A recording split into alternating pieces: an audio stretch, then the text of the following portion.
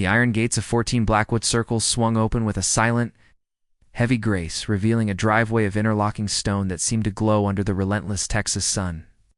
Elias Thorne, a luxury real estate agent whose suit was as sharp as his ambition, stepped out of his car and adjusted his silk tie. He wasn't just here to sell a house. He was here to sell a dream one, packaged in 5,499 square feet of glass, steel, and white oak. To the world, this was a 6-bed, 6-bath, 3-car masterpiece near Dallas. To Elias, it was the final hurdle in the most lucrative quarter of his career. "Ready for the grand tour, Mr. and Mrs. Sterling?" Elias asked, flashing a practiced, pearly-white smile as a sleek black SUV pulled up behind him. Marcus Sterling, a tech mogul with tired eyes, stepped out first. His wife Alina followed, her gaze immediately drifting upward to the soaring roofline. They were the perfect candidates, wealthy, private, and looking for a fresh start, which usually meant they were trying to outrun a ghost. The grand entrance. As they stepped through the massive pivot front door, the air conditioning hit them like a cool blessing. The foyer was a cathedral of modern minimalism. 2-story floor-to-ceiling windows framed the North Texas sky, making the house feel less like a building and more like a lens. "We're looking at 5,499 square feet of pure architectural intent," Elias began, his voice echoing slightly against the polished concrete floors. Notice the seamless integration of the indoor and outdoor living spaces. The architect wanted to blur the line between the shelter and the landscape. Alina ran a hand over a floating walnut shelf. "It feels ... quiet," she whispered. "It's sound engineered," Elias replied quickly. "Triple-pane glass. The world disappears once you close that door." I moved into the kitchen, a chef's playground, featuring double islands topped with leathered quartzite and a suite of appliances that looked more like spaceship controls than ovens.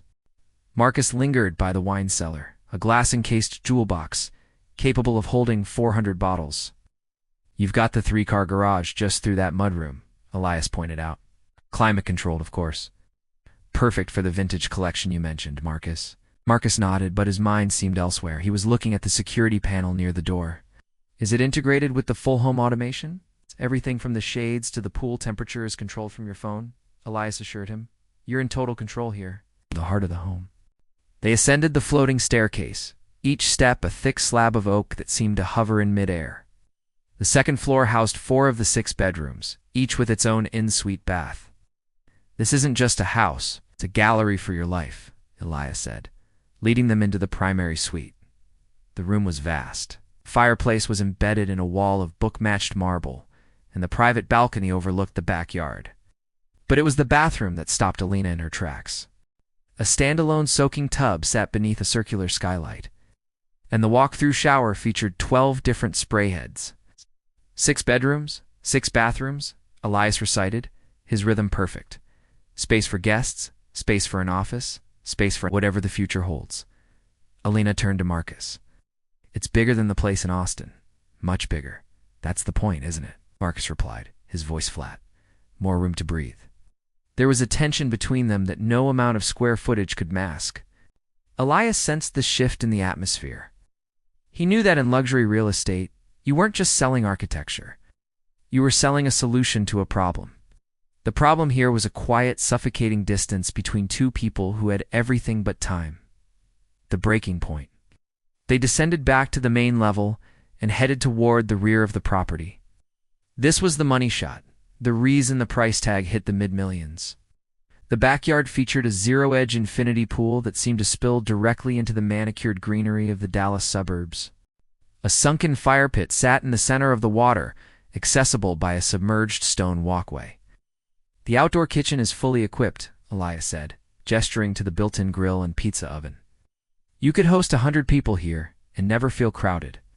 But as they stood by the water, the ultra-luxury facade began to crack. "We don't know 100 people," Alina said suddenly, her voice trembling. "We don't even know our neighbors in Austin." Marcus sighed, rubbing the bridge of his nose. "Elena, we talked about this. The move is about a change of pace. Space will be good for us." "How is more space going to help us find each other?" she challenged, turning to face him. "We're standing in 5,000 square feet of perfection, and I feel like I'm miles away from you. We're looking at 6 bedrooms, Marcus. We only use one. What are the other 5 for? To store the things we don't talk about. Elias stepped back, feeling the sudden urge to disappear into the professional-grade landscaping. He had seen the meltdown many times before. A house this beautiful acted like a mirror. It reflected exactly what was missing in the people who stood within it. "Mr. Thorne," Marcus said, not looking away from his wife. "Did? Give us a moment by the pool?" "Of course," Elias said, retreating to the glass-walled living room. He watched them through the expensive panes to small figures dwarfed by the grandeur of their own expectations. The reflection. Inside, Elias looked around the living room. He saw the way the light hit the oak floors. He saw the precision of the recessed lighting. It was a masterpiece of construction. But for the first time in his career, he felt the emptiness of it. He thought about his own apartment, a cramped 2-bedroom in Uptown. It was messy. The dishwasher made a rhythmic clanking sound, and the balcony only had room for 1 chair. But it was full of his life. Outside, the argument had softened. Marcus was holding Elena's hands. They weren't looking at the pool or the 6-car potential or the quartzite counters. They were looking at each other. After 10 minutes, they stepped back inside. Their faces were composed, but their eyes were red.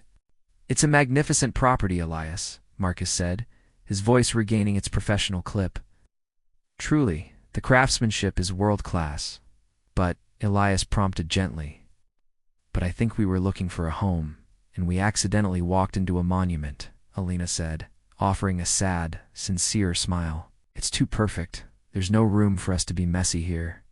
And I think we need to be a little messy for a while." The departure.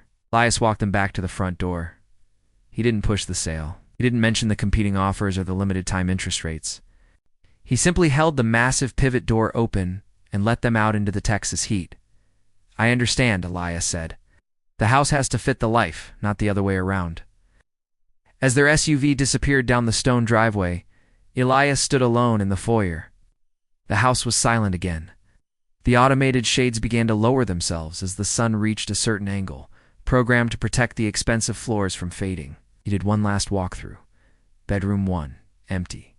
Bedroom 2, empty. The 6th bathroom, pristine and unused.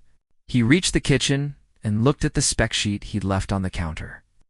Inside, a ultra-luxury house tour near Dallas, Texas, with pool 6, bed 6 bath, 3-car, $5,499 SqFt.